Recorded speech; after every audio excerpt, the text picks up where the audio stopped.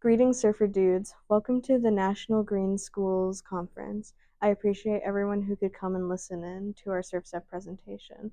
Our presentation is about how students take passions they have and link them to STEM to encourage civic engagement, to change hearts of both students and others around the world.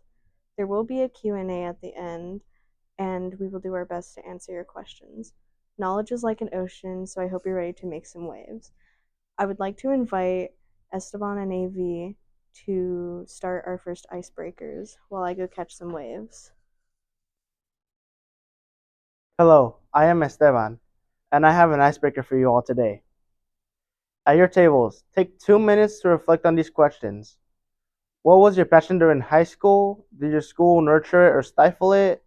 And did that passion shape your career or fade away due to lack of opportunity?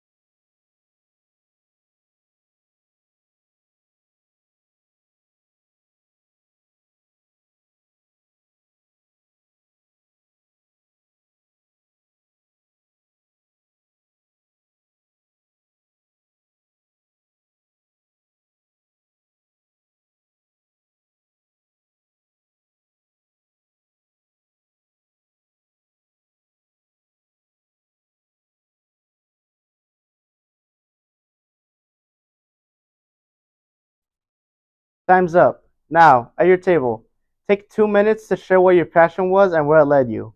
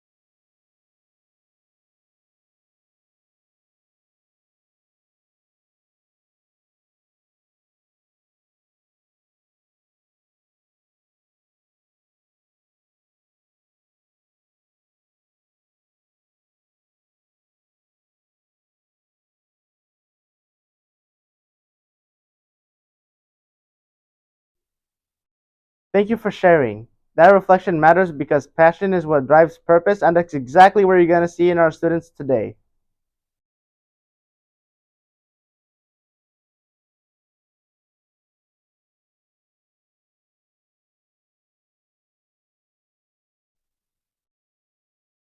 Good afternoon, everyone.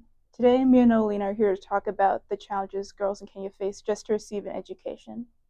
In some rural communities, girls experience early or forced marriages, which often ends their chance to stay in school. Families struggling with poverty may have to choose between paying school fees and providing food. Many girls have to walk long distances to get water for their families when that time could be spent studying, resting, and preparing for their education. Some girls also face gender-based violence or discrimination, which can make school feel unsafe or unwelcoming. Limited access to healthcare can also cause problems, causing girls to skip school even when it's not their fault. But empowerment changes everything. Schools like Daraj Academy prove what's possible. When girls are supported, they can graduate, attend college, and build careers that uplift their families and communities. Education gives girls confidence, leadership skills, opportunity in science, technology, engineering, and math. Projects like solar power systems, clean water access, and air quality monitors create healthier learning environments, helping students focus more on their studies. Art and media projects allow girls to share their stories, raise awareness, and advocate for change around the world. This matters to us because educating girls doesn't just change one life. It strengthens families, villages, and future generations. Empowered women become leaders, teachers, engineers, doctors, and community organizers. Our partnership helps amplify their voices and show that girls everywhere deserve safety, opportunity, and the power to choose their own futures. When girls are given opportunities instead of obstacles, they don't just change their own lives, they change the world.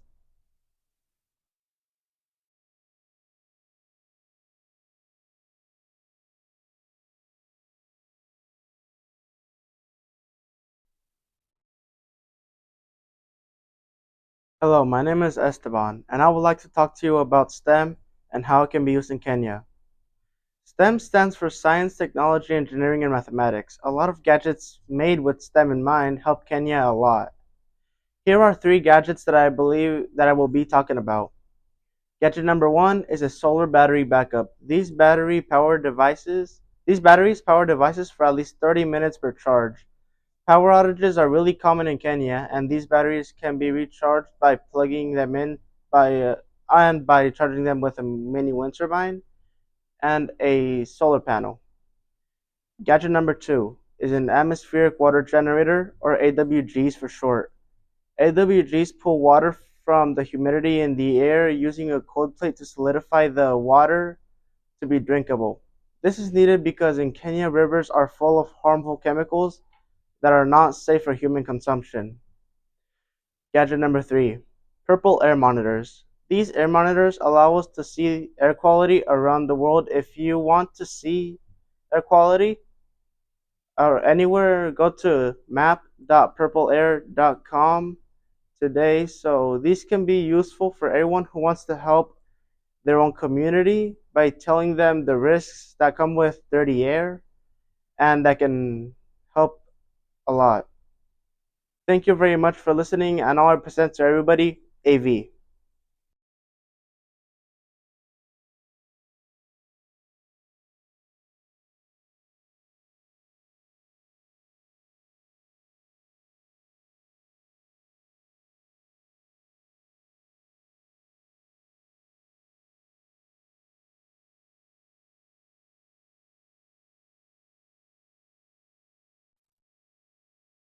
My name is Avi. I'm a student at Yosemite High School, and today I'm going to be talking about how hydration affects learning and why California watersheds matter.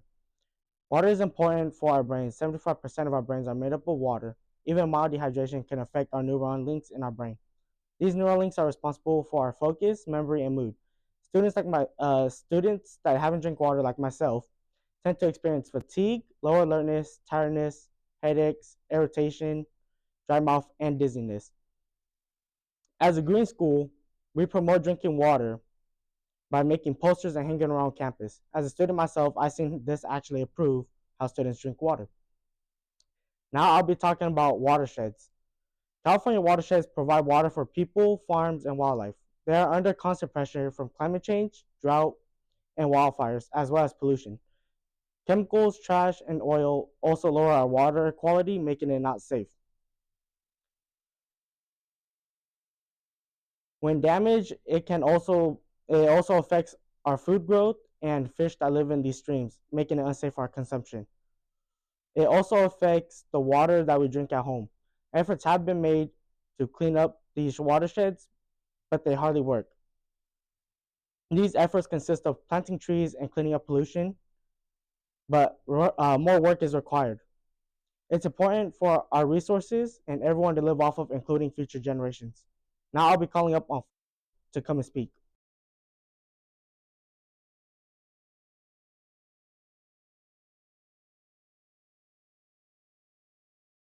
Good afternoon, and thank you for our time.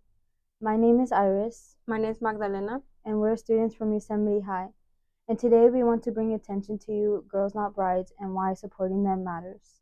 Girls Not Brides protects young girls in Kenya from being forced into arranged marriages before they even get the chance to grow up. In many rural communities, families face extreme poverty and hunger. Parents are not trying to hurt their daughters, they are trying to survive. When families cannot feed everyone, marrying up a young daughter can seem like the only option, but that decision starts a tragic cycle. Girls who are married young are forced to leave school. Without education, they cannot train for a profession, and without a profession, they remain financially dependent for the rest of their lives. The cycle then continues with the child of their own, generation after generation. Across from Africa, about one half their girls are married before the age of 18. In Kenya, millions of girls are at risk, especially in rural areas. Worldwide, more than 600 million women are alive today were married as children. That is why schools like the Hara Academy are so powerful. Each year, 12 million girls worldwide are married before turning 18. That's roughly 23 girls every minute. In Kenya, child marriage is a persistent challenge.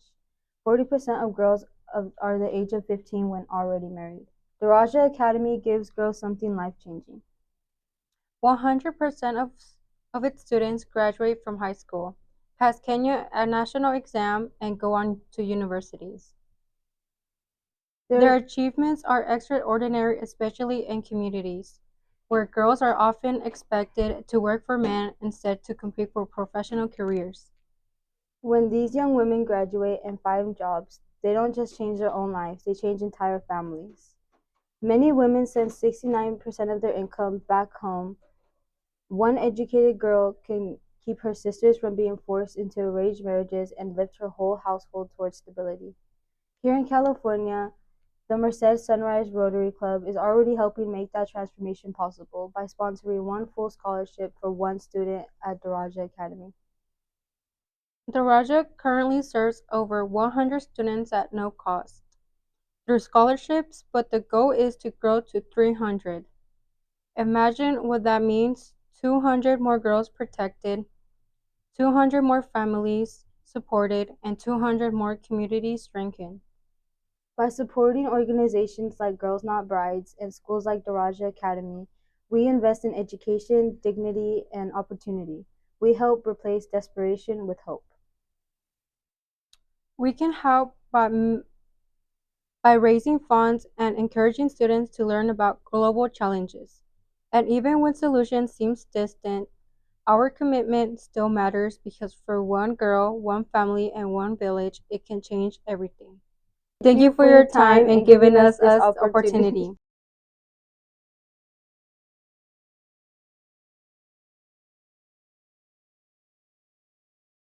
Hi, it's Iris. And Magdalena, again.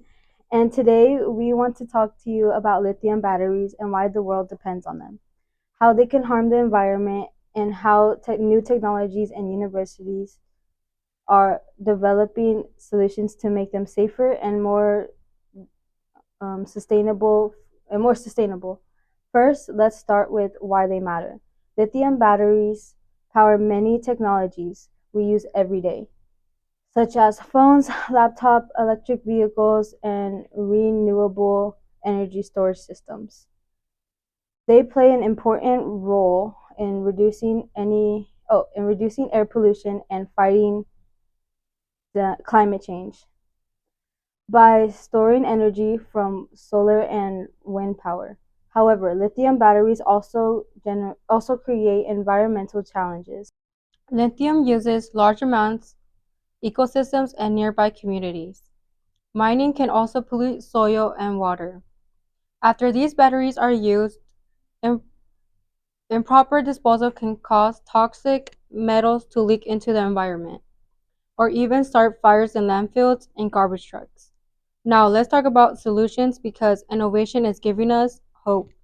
Researchers at UC Diego are improving battery storage systems to make renewable energies safer and more. Scientists at University of Illinois' Urbana campaign are creating better recycling methods to recover valuable materials like lithium and cobalt, reducing pollution. These breakthroughs show us that technology and education must work together. Through the Junior Ambassadors Program, YHS students research environmental impacts, study scientific solutions, and run outreach campaigns and proper battery disposals and recycling locations. We create videos, presentations, and community events to explain why batteries should never go in regular trash bins and how safe recycling protects waterways, oceans, and neighborhoods.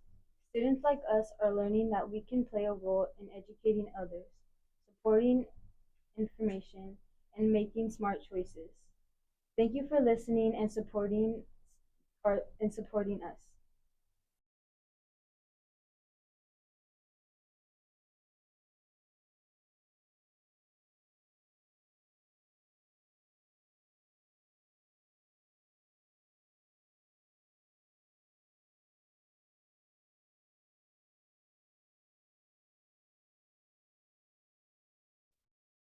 Hi, my name is Zane, and today I'll be talking about Take Art Seriously in Yearbook Presentation. Take Art Seriously is a student-driven initiative where students create original artwork inspired by one or more 17 Sustainable Development Goals. Through photography, illustration, and digital design, students use art as a form of advocacy to raise awareness about environmental justice, equal access, and global responsibility. This project goes beyond the classroom. Students are actively collaborating with the college or university sustainability department to develop a website where student artwork can be showcased publicly. The platform will not only celebrate student creativity, but also give viewers an opportunity to donate directly to support. Student-led fundraising efforts help make possible the first ever Daraja Academy yearbooks, ensuring that every graduating senior receives a keepsake they can cherish as a record of their education, friendships, and achievements. Thank you.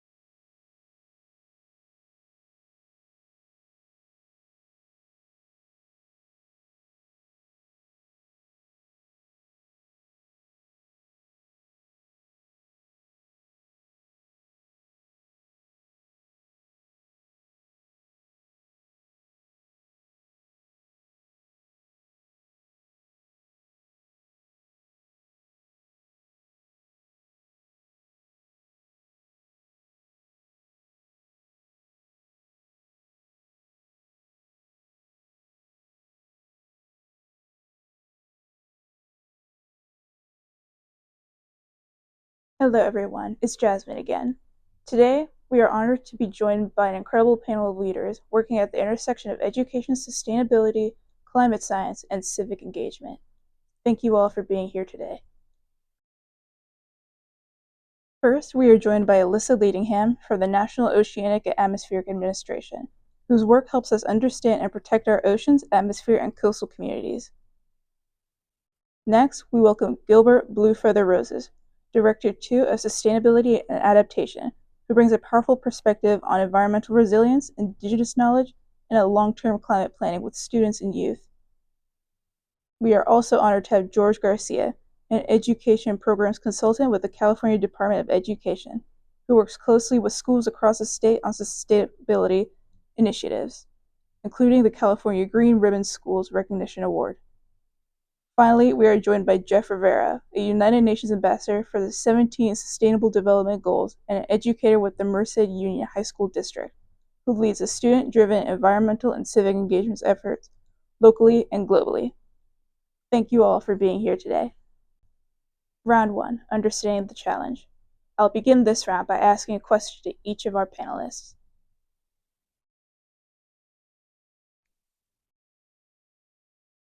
Alyssa, from your work at NOAA, what are some of the most urgent environmental changes you are seeing in our oceans and waterways, and how does that Ocean Guardians project address and connect students and teachers?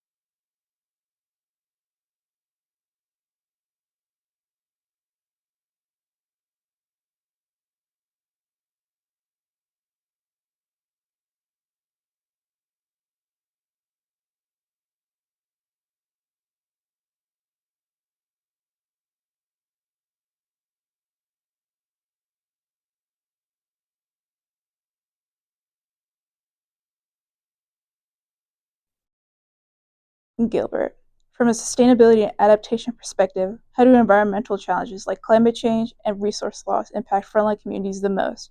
And what should district efforts be to include students for true resilience look like?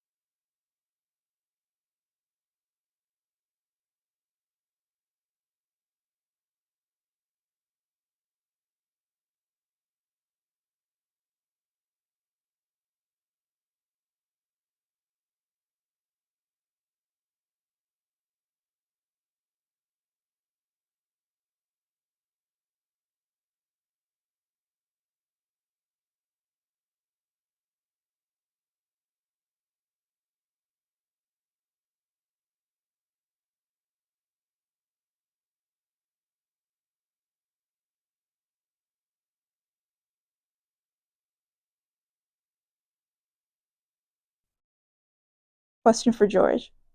From the California Department of Education's viewpoint, why is environmental literacy, especially through programs like the California Green Ribbon Schools Recognition Award, so important for student success and schools communities? And how does the GRS help in the climate effort?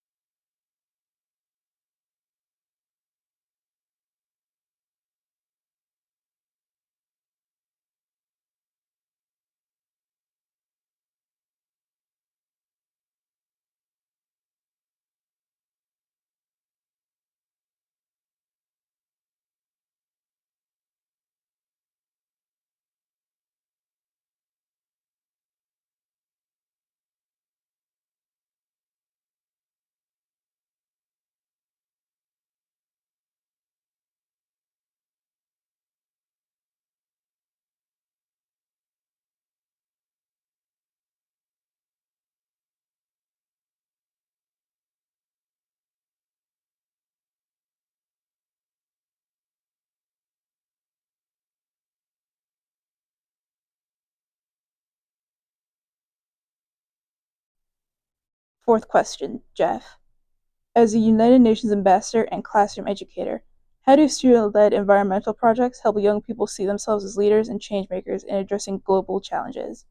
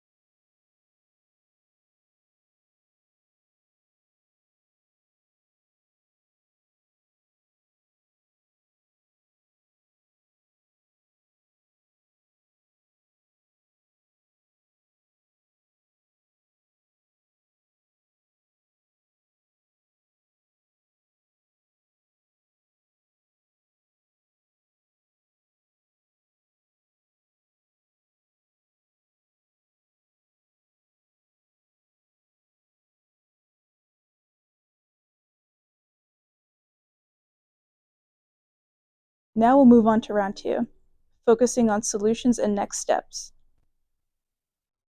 Alyssa, can you provide examples of how NOAA, environmental literacy programs, promote student stewardship through hands-on, place-based learning experiences that build skills to address real-world environmental issues? Do these initiatives empower youth to understand, protect, and restore local watersheds while preparing them to make informed, data-driven decisions for community resilience? And how could today's attendees receive information on how they can connect their classrooms to these programs?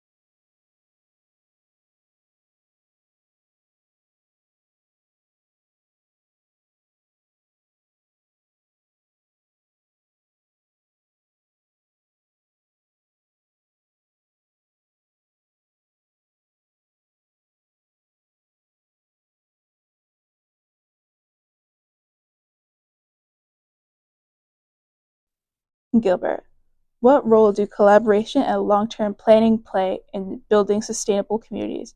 And how can young people be a part of the adaptation solutions rather than just observers? Do you have any advice on how to introduce students to the green career pathways?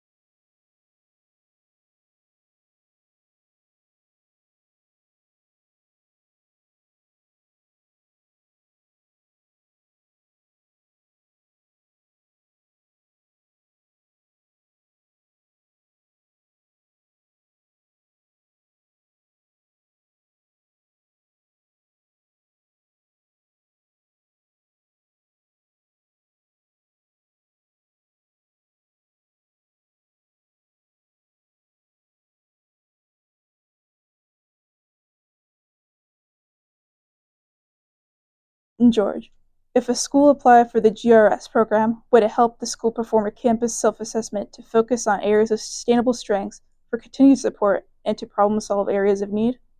What advice would you give to schools and districts that want to begin or strengthen their sustainability efforts and work toward recognition through programs like Green Ribbon Schools?